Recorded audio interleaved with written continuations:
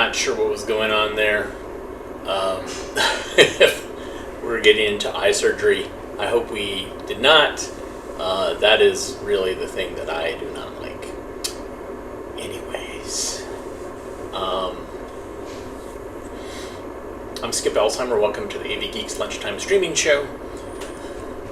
There's a storm coming through that supposedly has some wind. Well, the sky looks clear now, but it was super rainy 30 minutes ago.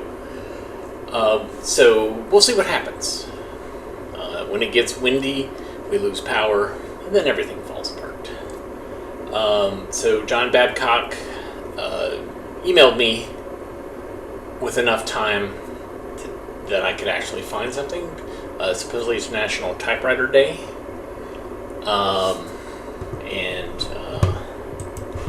So here's films about typing. Enjoy.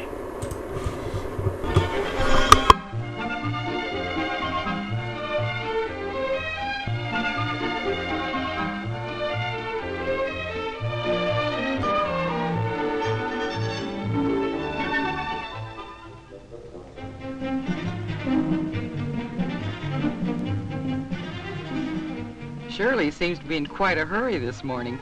She's the new typist in our office.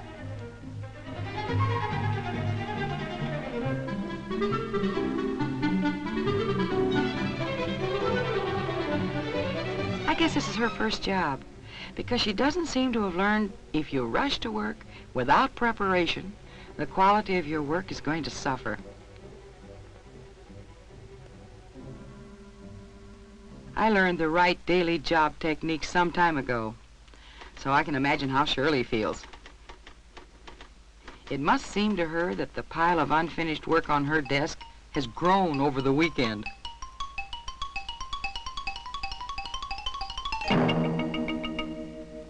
Really, though, it's just a normal load. And her fingers, typing without warm-up, they must feel like she's wearing boxing gloves. That letter from Mr. Vogel. I try so hard, but still make mistakes. And there must be 1,000 extraneous thoughts running through her mind. Does Mrs. Kelly want this done today? Am I dressed right? Why did Margie look at me that way when I walked in? Should I spell out Mr. Larson's name?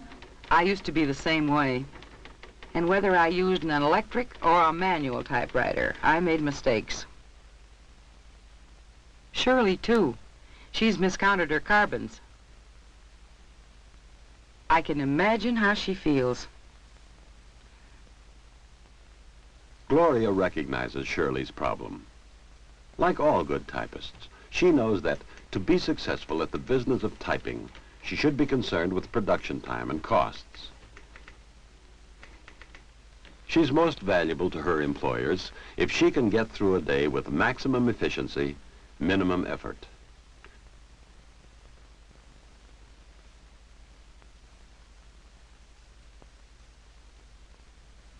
To do this, Gloria has found, she has to make plans. 3 kinds of plans. First, I plan to do a variety of jobs, whatever kinds I may be assigned during the day. Second, I plan each job. And third, I plan for accuracy. Consider Gloria's plans, one at a time. Plan to do a variety of jobs, whatever kinds may be assigned. If we were to ask her how she does this, Gloria might reply, First, I organize my desk and my work.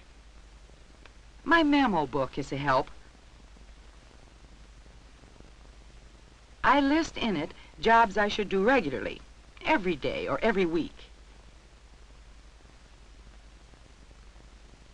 This morning, like every morning, I've made sure letterhead paper, second sheets, and carbon paper are handy. Now I don't have to open drawers when I need these supplies. I keep incoming work in this basket. And supplies I don't need for the job at hand are kept in drawers. I stack envelopes this way so I can pick them up and put them in the typewriter without turning them. Other time savers, I keep reference books and an address book on my desk, and my eraser and shield close by, so I don't waste time and effort looking for them. As for organizing my work, every morning, and during the day too, I look over the jobs I have to do.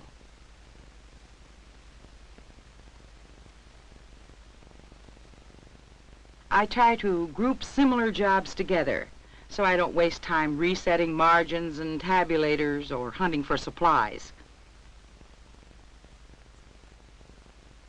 Usually I know which job should be done first, but when there's a question, I ask my boss. Of course, no matter what kinds of jobs a typist does, she should condition her fingers for typing. Usually I do finger exercises. Then as I type some drills and warm-ups, I'm careful to keep the stroking action in my fingers.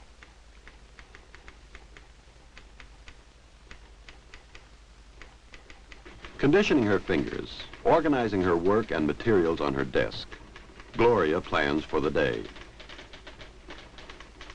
Without planning, a typist wastes time. To get supplies and reference books, she must leave her work. And she must correct errors made because her fingers weren't warmed up. In fact, in a few hours, Shirley may use as much energy for needless errands, corrections, and repetitions as Gloria expends in an entire day. This wasteful helter-skelter tires her needlessly. On the other hand, Gloria handles a full workload, partly because she's planned to do a variety of jobs, whatever kinds she may be assigned.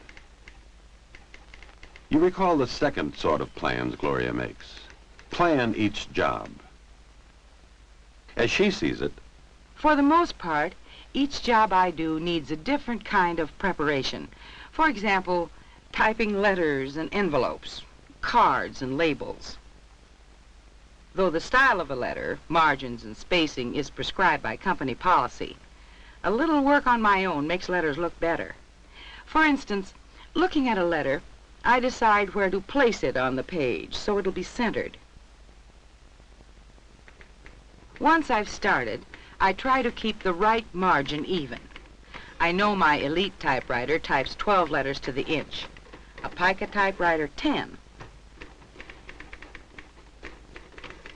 Addressing a number of envelopes, I use a chain feeding method. As a finished envelope rolls out, a new one rolls in.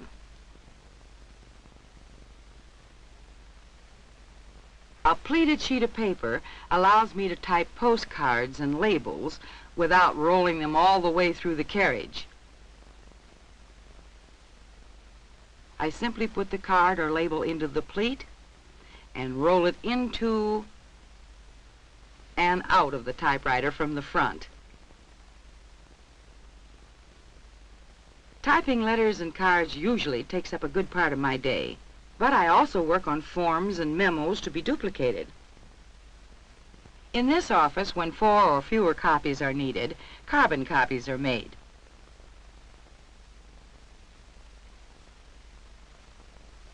To keep carbons and pages in line, I put a folded strip of paper over the top edge before I put it in the typewriter.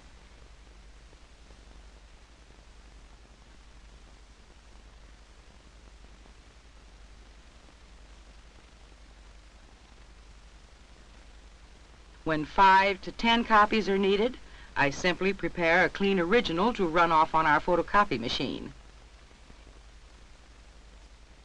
When from 10 to 50 copies are needed, we type a Spirit Duplicator Master. Before typing the master, I give the type an extra cleaning. And then I roll in the master with its open side up. This way I can open the master, making corrections as I go along. In this office, when more than 50 copies are needed, we type a stencil master. Before typing a stencil, I check the copy against the numerals at the side and along the top of the stencil. I use these numerals as guides for setting my margins and tab stops. About once a month in this office, a long report is typed. The job is so big that I'd get discouraged if I didn't make this preparation. I break the big job into smaller ones, dividing by sections or by main headings.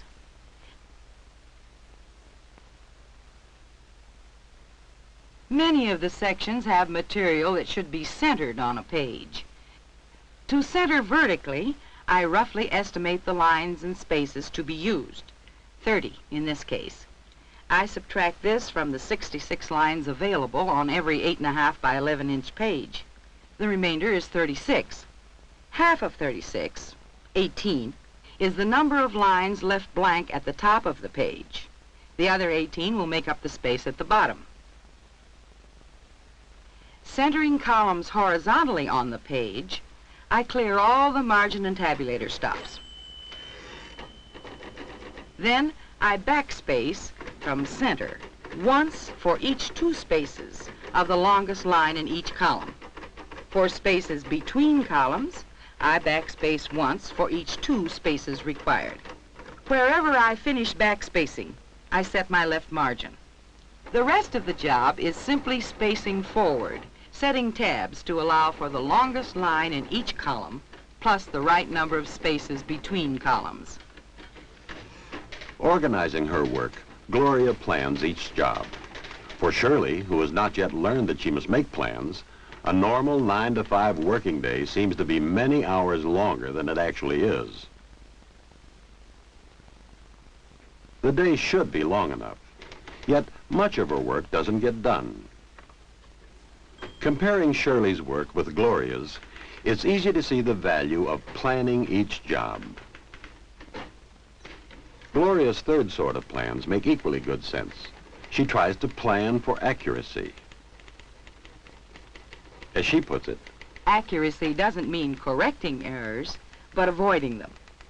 Concentrating on the copy is the best way I know for avoiding errors. And proofreading is the only way to find those that have slipped by.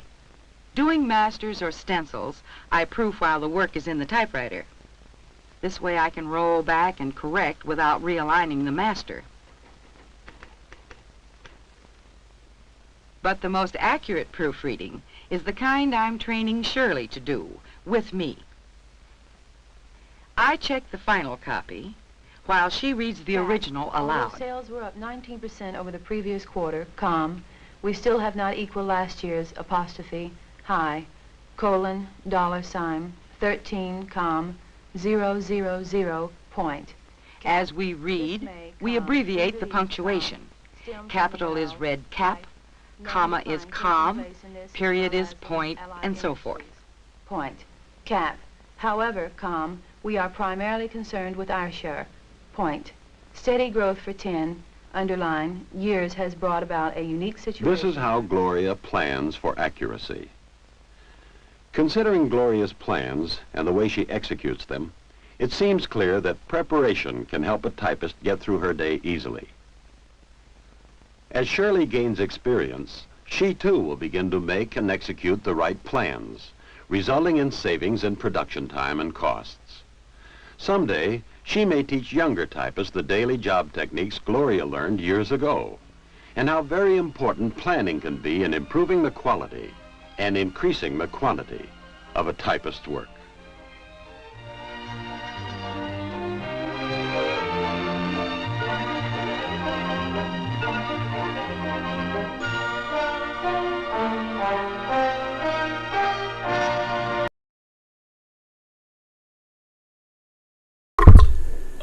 You want to talk about a change in all of this as far as office technology and communication.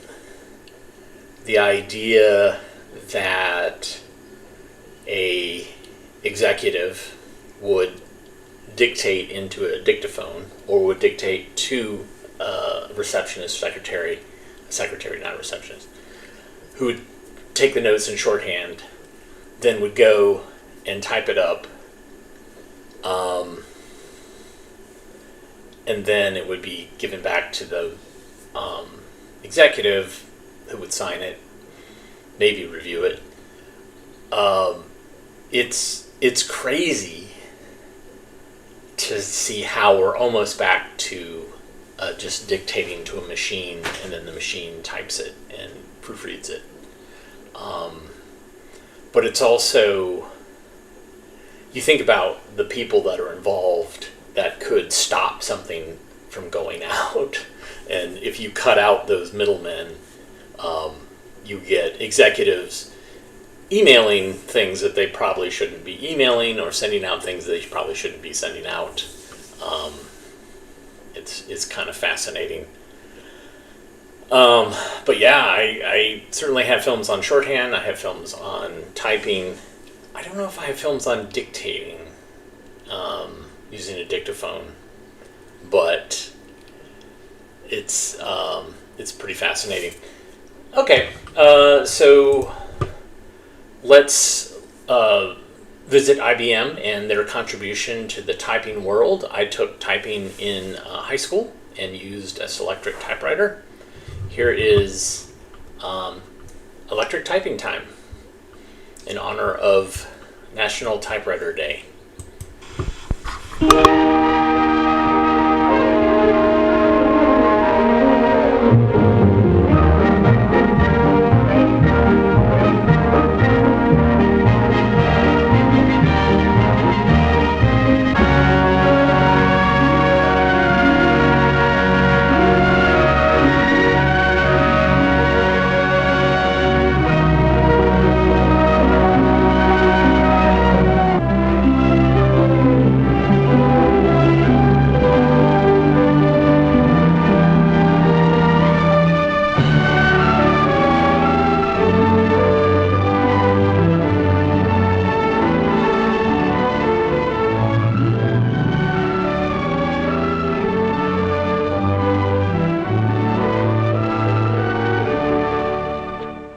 Jane Marshall. I'm a secretary. I guess the only way in which I might differ from the average secretary is that my typing assignments are a little more varied than the usual, and the fact that our office is equipped with electric typewriters.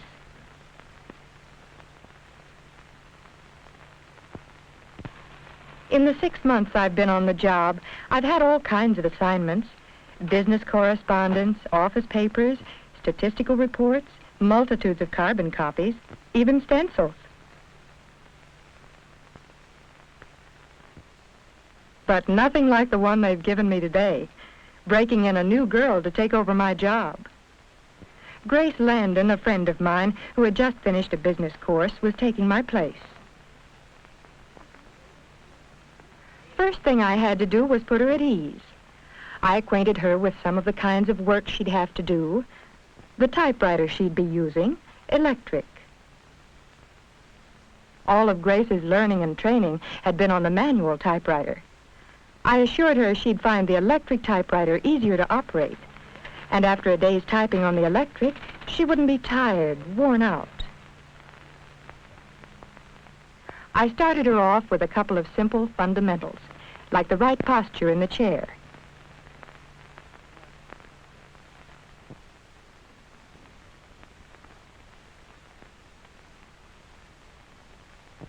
Feet flat on the floor, one foot slightly ahead of the other.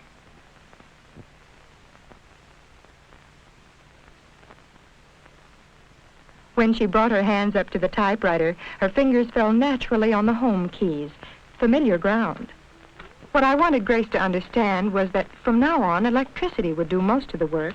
Electricity popped the type bars to the paper, snapped the carriage back, gave the same type impressions regardless of touch, did all the tiring jobs. Grace's trained fingers responded quickly to the compact and comfortably level keyboard of the electric typewriter. The finger touch carriage return key is a big improvement, doing away with the need for taking the left hand off the keyboard to throw the carriage. Instead, a touch of the little finger on the key and electric power speeds the carriage back with automatic accuracy. And the tab key, also operated by a flick of the little finger.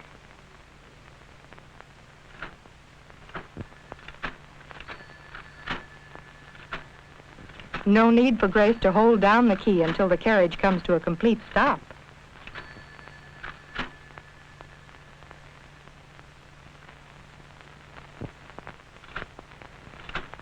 The tab key clears in an instant and is set just by placing the carriage at the desired position and depressing this key with a touch. The tabs can be cleared all at once in a single motion. The backspace key, of course, operates with the same rhythmic touch as the alphabet keys.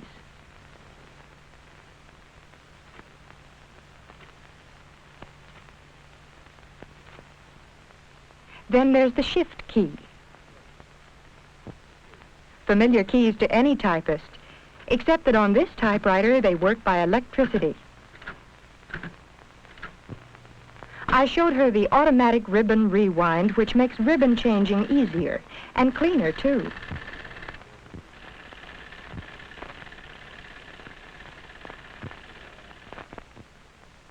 And how margins are set by a single key on the keyboard. How the ribbon control lever gives 3 writing positions on the ribbon. Then there's the impression indicator, the muscle of the electric typewriter, which makes it possible to adjust the type blow for 1 or many copies.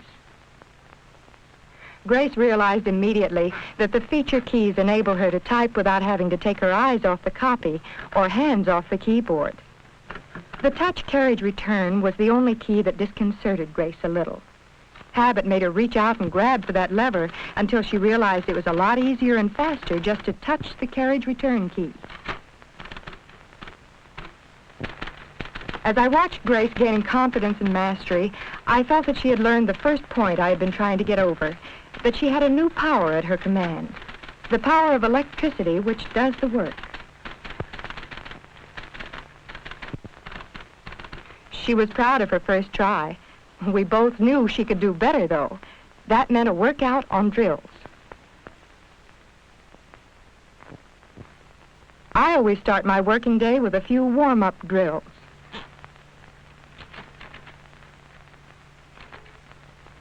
I begin with what we call the expert's rhythm drill, important for building coordination and rhythm, especially in the little fingers. Typing on the electric typewriter has often been compared with playing the piano. The drills are like the scales the pianist uses to warm up. I've found typing alphabetic sentences a good accuracy builder. Every finger and every letter gets a workout. And for finger dexterity and speed, I wind up with an acceleration drill. The old familiar, now is the time for all good men to come to the aid of their party. I knew that Grace was impressed with the way I made those keys fly, and she understood the point I was trying to get over. I had matched the power of electricity to the power of efficient technique. Skill plus the electric typewriter. This is the combination that makes expert typists.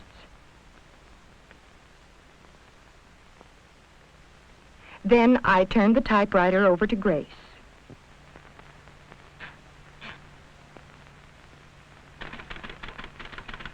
As she took hold, my thoughts went back to the time, not so very long ago, when I was just a beginner in typing school. At my school, the students had quite a break. We learned to type on electric typewriters. As many tests have proved, learning on the electric takes much less time than learning on the manual machine. Most students completing a full year's training in about 1 semester.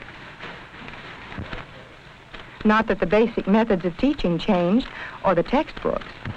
Our teacher followed most of the regular procedures, only on the electric typewriter we learned faster. Mainly because we didn't have to bother with carriage return or stroking drills.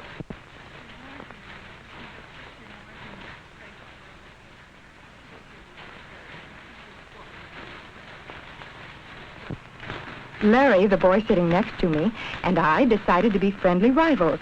See which of us would get to be the most proficient typist first. Lesson number 1, of course, was learning the keyboard. And those all-important electric service control keys, the carriage return, tab key, backspace, which we were going to find out as we progressed, make all the difference in the world in speed of learning and typing. Learning the numerals was easy and fast because of the compactness of the electric typewriter. No long, uncertain stretch from home keys to numeral row. Because electricity was doing the work for us, we didn't have to waste time learning the correct touch or stroke. Instead, we concentrated on ease of typing. Our fingers seemed to glide over or play the keys. But Larry, my friendly rival, was certain that in order to type, you had to hit the keys, pound them. And that's where he was wrong. The first thing I did when typing was mentally point my finger at the key for which it was reaching, always trying to touch the key squarely in the center, with a quick touch in which the finger relaxes almost the instant the stroke is on its way. No finger muscle was needed to activate the keys. It was easy to relax the fingers after the keys had been played. It seemed like in no time at all we had learned the fundamentals, some of us a little better than others. Now we concentrated on building up speed. In the next few weeks, we went through practice routines and drills of every kind and description. Began to consider ourselves pretty good typists, almost perfect, in fact. We were due for a surprise.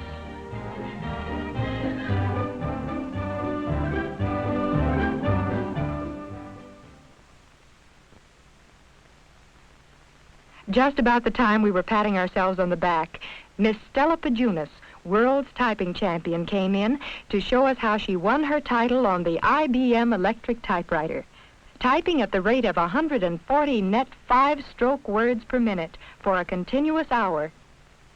We greeted her politely, but after all, we had become fairly proficient on the electric typewriter ourselves. I'll admit I was a little doubtful about how much I could learn from Miss Pajunas, especially as she began the demonstration by showing us how to hold the hands and arms naturally in the proper position of the electric typewriter, and informing us of something we learned the first day in class, that finger action does most of the typing, not the hands or forearms.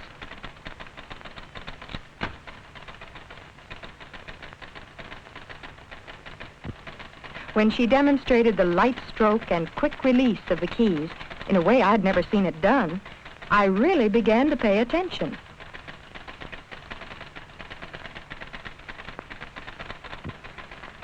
She demonstrated a special tabulator key drill for us, one that would increase our skill on statistical typing, with a speed I never thought possible.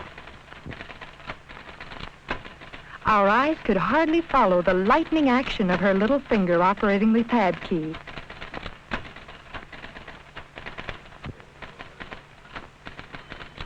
When she told us that the mastery of the electric control mechanisms, like the tab key and the carriage return key, was essential in building speed, I said to myself, here's a girl who knows what she's talking about.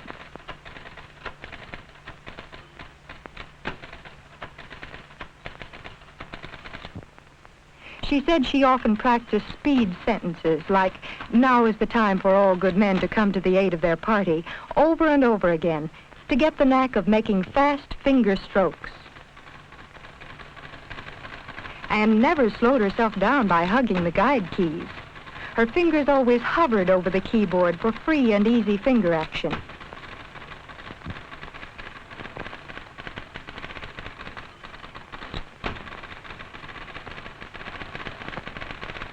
In slow motion photography, it would look like this.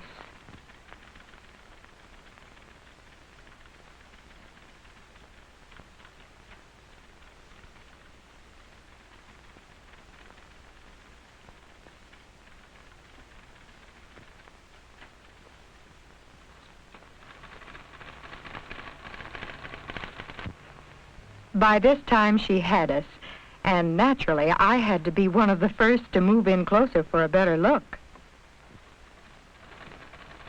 She gave us a fascinating demonstration of typing rhythm. showing us how easy words and phrases are typed faster than others.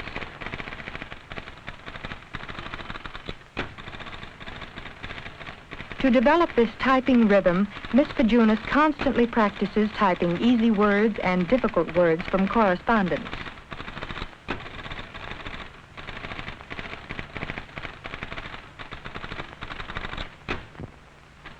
This particular drill enables faster than ever, and difficult words, words that are awkward to stroke, are typed with more confidence and speed.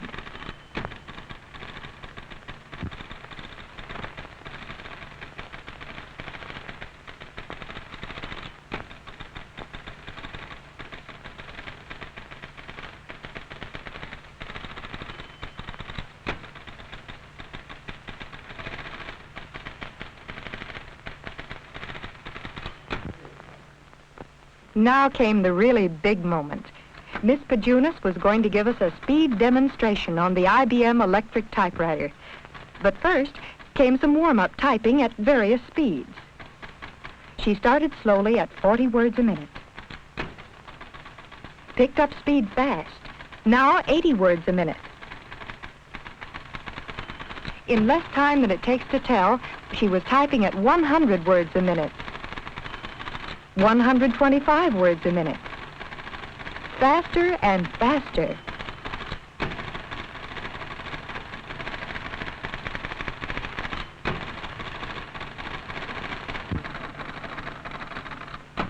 We were seeing for ourselves how intelligent practice and drills repeated over and over again give the fingers dexterity and rhythm, helping to make accurate, expert typists.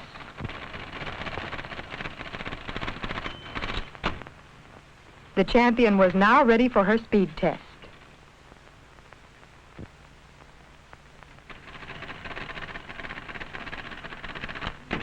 Quickly she attained top speed, championship speed. As we saw how skillful typists could become on IBM electric typewriters, we knew why Stella Pajunas was the unchallenged world champion.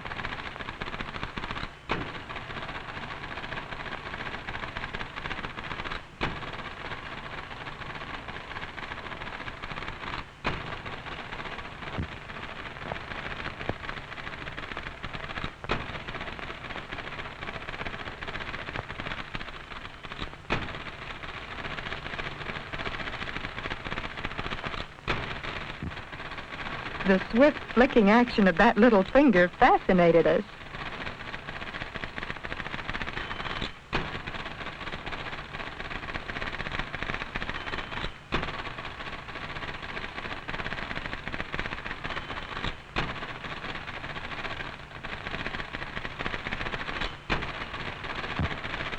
As we watched Stella Pajunas in open-mouthed amazement, we realized that here before our eyes were matched the utmost in human capability and the tops in typewriter efficiency.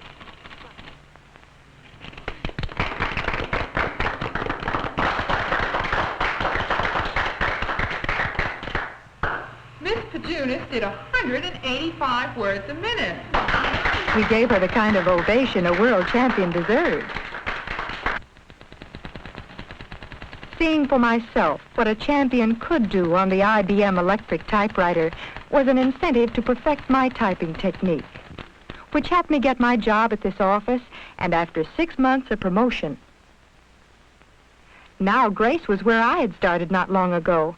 As I cleared the desk, Grace's desk, I told her that I was pleased with the way she had taken over, but if she needed help, I'd be close by.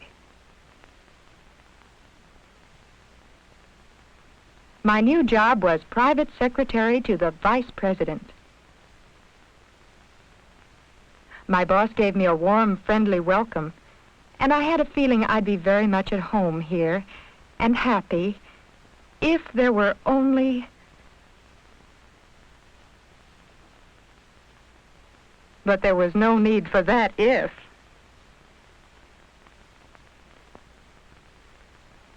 I saw what I'd been looking for, and I sat down at my new electric typewriter as with an old friend.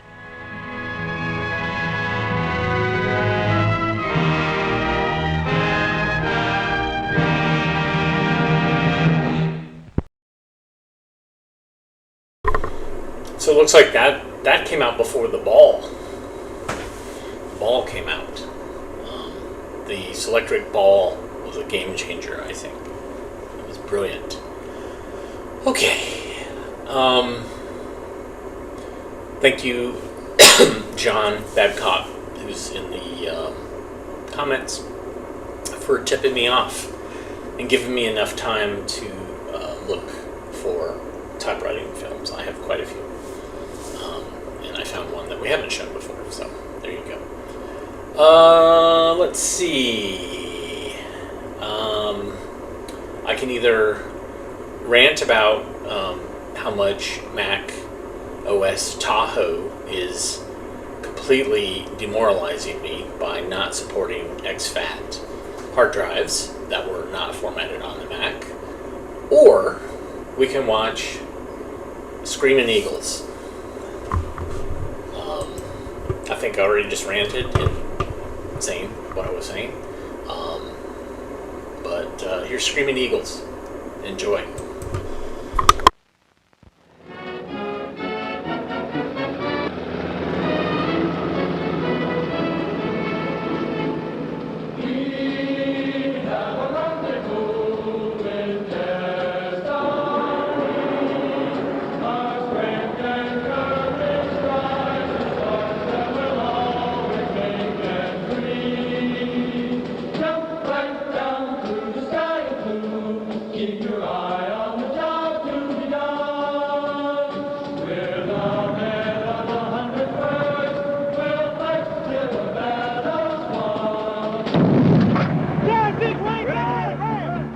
Fort Campbell, Kentucky, home of the Screaming Eagles of the 101st Airborne Division, Air Assault, the only air assault division in the entire world.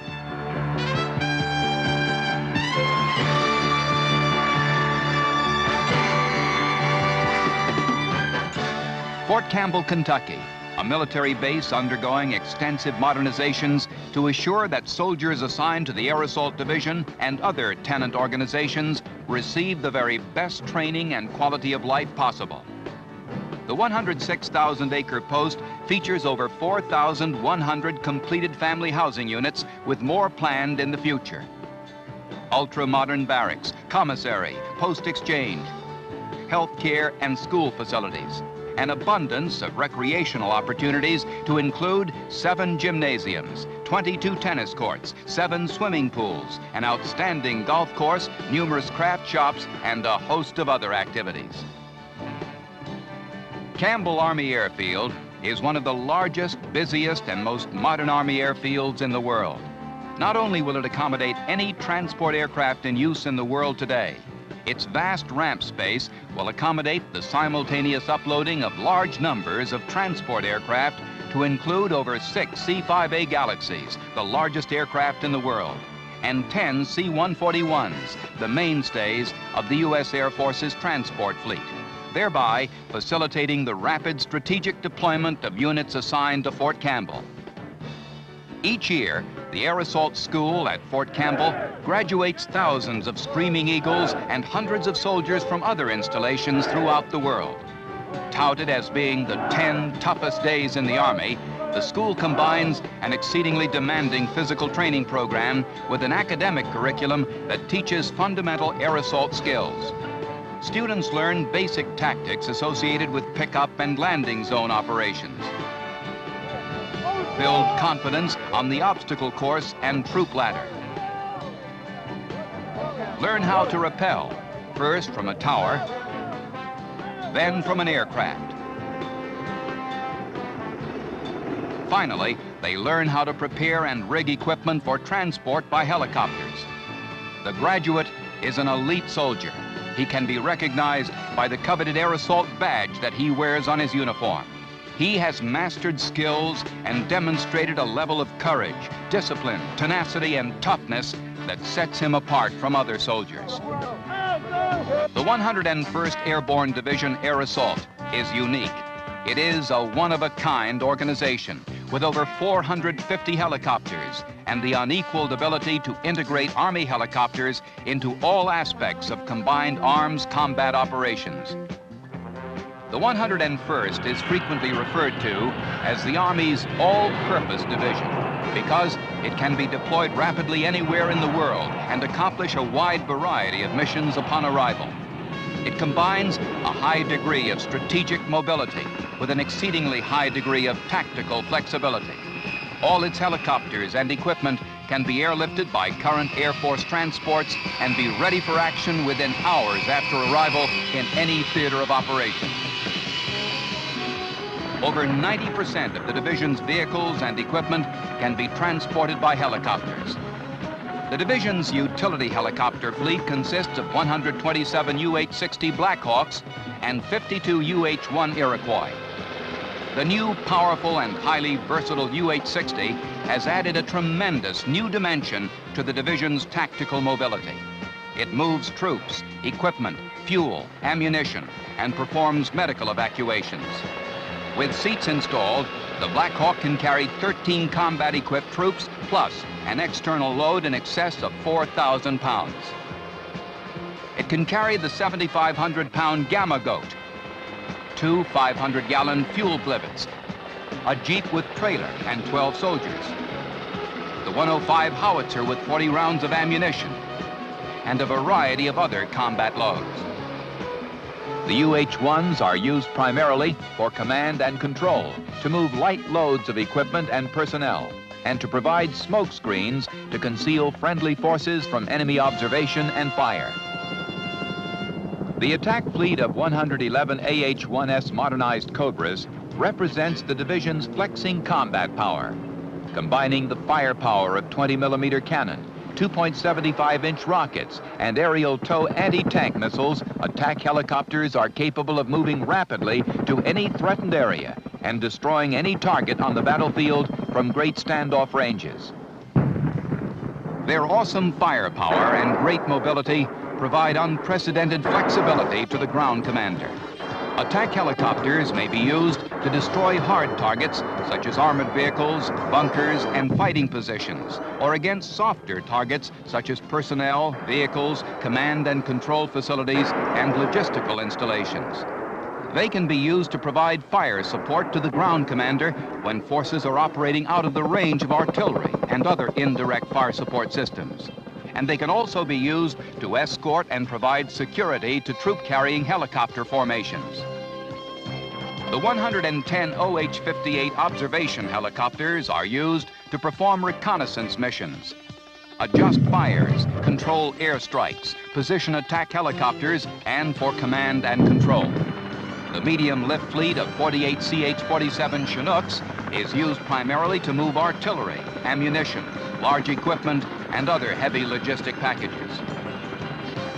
The division mission is to deploy rapidly worldwide, to include the NATO area, to destroy enemy forces, and to control land areas, including populations and resources, in joint, combined operations or unilateral operations by employing the unique capabilities of the Air Assault Division. Worldwide deployment dictates that the Air Assault Division must be prepared to fight and win on battlefields spanning a wide spectrum of terrain and climate. It must be ready to fight in mountains or jungles, in desert or forests, in open terrain or built-up areas. Additionally, it must be prepared to cope with temperature extremes ranging from Arctic cold to tropical heat. The fighting heart of the division lies in its 3 infantry brigades. The primary mission of all other divisional units is to provide the combat and combat service support necessary to assure their success in battle. Combat aviation is concentrated primarily in 2 organizations, the 101 Aviation Group and the 2nd of the 17th Air Cavalry Squadron. The Aviation Group, with nearly 300 helicopters, is the principal organization that distinguishes the Air Assault Division different from other divisions. It is through subordinate organizations of the Aviation Group that total integration of combat aviation into the combined arms team is accomplished. The 2 UH-60 battalions and the CH-47 battalion are tactically tailored into aviation battalion task forces. Standard composition of an aviation task force for training is a battalion headquarters, 2 U-860 companies with 15 U-860 each, an attack company with 21 AH-1S Cobras, and a platoon of 4 to 8 CH-47 Chinooks. The 3 aviation task forces are placed in an habitual support relationship with each of the 3 infantry brigades. The Aviation Task Force Commander is responsible for planning, employing, controlling, and logistically supporting all aviation elements within the brigade's operational area. To further enhance aviation responsiveness, the division has implemented a unique system for combat aviation management. The system is modeled after field artillery doctrine and places aviation planning specialists at each level, from rifle company through brigade. At brigade level, the Combat Aviation Control Center is co-located with the Brigade Tactical Operations Center. It consists of the Aviation Task Force Commander, S3, and Flight Operations Cell. Thus, the Aviation Control Center is in a continuous face-to-face relationship with the supported brigade commander and staff. The Aviation Control Center is tied to all task force aviation elements through a dedicated FM communication net. At infantry battalion level, the Combat Aviation Party, CAP, augments the infantry battalion staff and provides the ground commander with the expertise necessary for the rapid planning, employment, and control of all helicopters supporting the battalion. The CAP is normally a combat arms aviator provided from the supporting aviation task force. At company level, the Combat Aviation Team, or CAT, consists of 2 highly trained pathfinders who assist the company commander in planning and executing air assault missions. Combat aviation teams and combat aviation parties are also linked to the Combat Aviation Control Center through the dedicated Combat Aviation Net. The management system just described provides a routine linkage between aviation and ground forces. It provides for unprecedented aviation responsiveness and continuous integrated fire and maneuver in tactical operations. It stresses and facilitates high-speed operations. And lastly, it provides a chain of command organized for sustained air assault operations.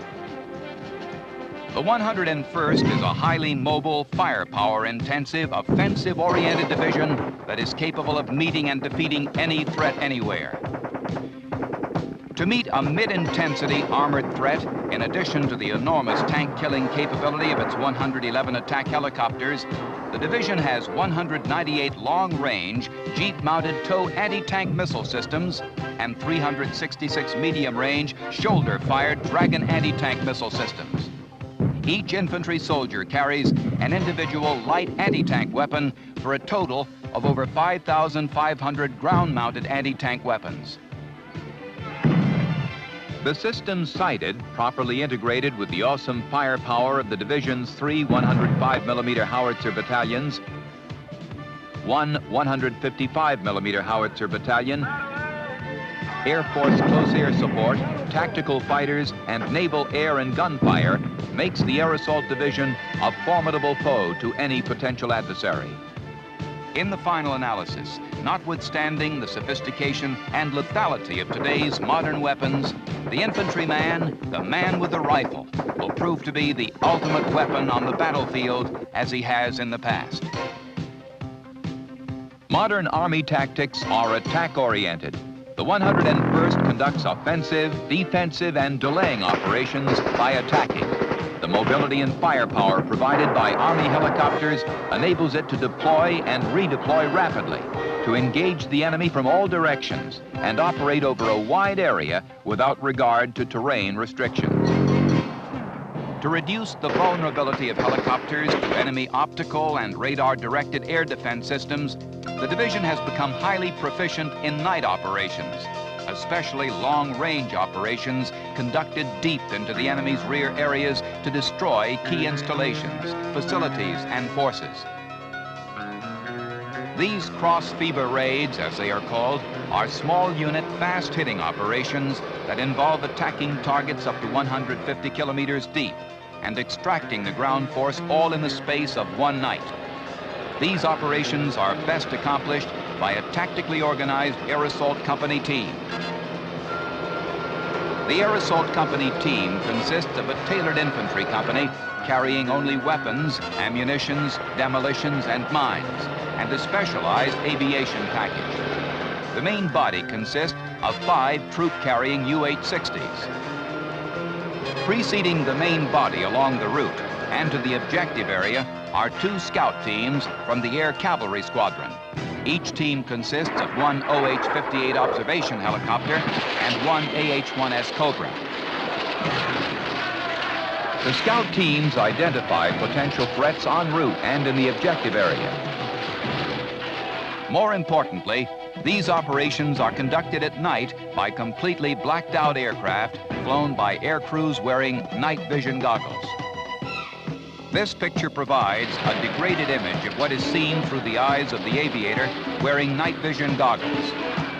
4 additional AH-1S Cobras and 2 OH-58s escort the main body to provide en route security to the lift helicopters and to provide fire support to the ground force in the objective area. Once the ground force is inserted, the helicopters move to predetermined forward logger positions where they wait until called forward to extract the ground force. These operations are normally accomplished in less than 3 hours. With multiple cross-fever raids and false insertions occurring simultaneously across the entire front, the enemy commander's decision-making process is made vastly more complex as he receives virtually hundreds of erroneous reports concerning the size, location, and intentions of forces operating in his vulnerable rear areas. The actual presence of troops on the ground forces the enemy commander to fight in several directions at the same time, causes the rapid reshifting of his reserve forces, and diverts his attention from the main battle area. Attack by fire support systems alone, either with attack helicopters, artillery, or Air Force fighters, do not elicit a similar response. Attack by fire support means alone, however, are routinely conducted against appropriate targets. These tactics exploit fully the unique capabilities of the Air Assault Division and offer exceedingly high payoff. The 101st routinely demonstrates its ability to accomplish its combat mission through tough, realistic training, not only at Fort Campbell, but throughout the world. Forces from the Screaming Eagles have recently conducted training exercises in Egypt, Germany, Panama, Puerto Rico, Alaska, and throughout the entire continental United States. Training realism is enhanced through extensive combined arms live fire exercises, modern training facilities, use of real-world opposing forces in the Soviet mold, and state-of-the-art training innovations such as the multiple integrated laser engagement system. At the same time, training costs are minimized through extensive use of battlefield simulations, sub-caliber devices, and flight simulators. When the 101st Airborne Division was first activated in August 1942, Major General William C. Lee said, "The 101st Airborne Division has no history, but it has a rendezvous with destiny." It has had many proud rendezvous since then, at Normandy, in Holland, and Vietnam. The 101st Airborne Division Air Assault stands today highly trained as an integral part of the nation's Rapid Deployment Joint Task Force to add yet another proud chapter to its glorious history.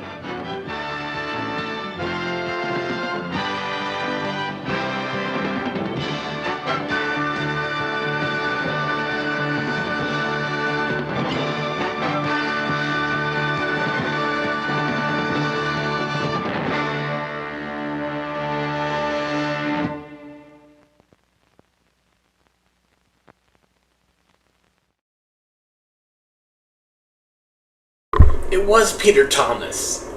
I knew it, but he was so excited. Everything was just like, yeah, yeah, yeah. The music and everything. Yeah. Somebody asked, do I have Laurel virtual military applications films? I don't think I do. That's not ringing a bell. But, yeah, so why was that film made? That's an interesting question. I don't think it was a recruitment film. I think that it was a film. It might have been shown to people in the military. It might have been shown. It's definitely a promotional film for helicopters. So I think that's what it is. I think it's promotional film for helicopters. Ultimately, it's talking about what they can do, how it interfaces with these soldiers, and I think that's what this is. It's like, yeah, you've invested in these helicopters. Look what we can do. Look what we can do. That's my guess. I could be totally wrong. I might have to rewatch it and figure it out. But it does, yes, Lord England Engine, it does sound like a promotional film. And it could be also shown to people in the government who are approving budgets like this. Anyways, super exciting. Lots of numbers on the screen. Lots of people rappelling out of helicopters. It was exciting. Anyways, thanks for watching today. We kept our power so far. I'm hearing some thunder rumbling. And I'm hoping that if the streets flood, that it does not negatively impact our internet, which is streamed about a block and a half away from here. I need to call Google or G-Fiber and say, hey, what's the deal? We need to address this. Anyways, thank you. It's great to see everybody. Hit the thumbs up, like, subscribe via Super Thanks, or donate via Super Thanks. Go to patreon.com/avgeeks or ko-fi.com/avgeeks. You have some suggestions. I can't always do requests, but sometimes I can. So I'll tell you if I can't do it. But you can go to write me at skip@avgeeks.com. Also, we have our Twitch stream going on 24/7. It's coming up on 5 days of me streaming stuff that nobody's watching. So go watch. You can comment there if you want to have fun. You guys can also come up with watch parties if you want to do it independently of me. I'm all for that. It's a film. It's shuffling. So there's lots of new stuff. There's stuff from the Prelinger archive, stuff from our archive, stuff from AdViews, wide variety of stuff. So go check it out on Twitch. Thanks again for tuning in, and we will see you tomorrow. Take care.